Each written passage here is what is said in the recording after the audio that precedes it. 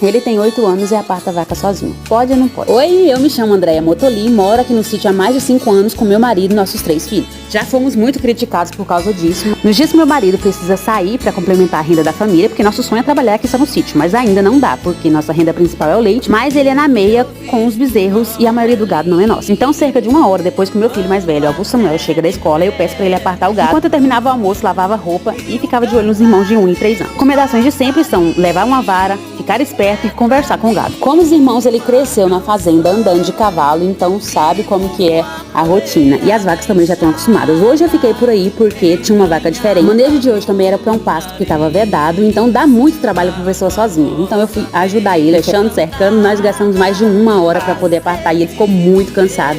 Eu também fiquei, que o sol estava bem quente, a gente aparta aí por volta de meio-dia, 1 hora. Separou os bezerros, ele vai levar as vacas até ela no pasto. Ele gosta? Não, não gosta. A maioria das vezes tem que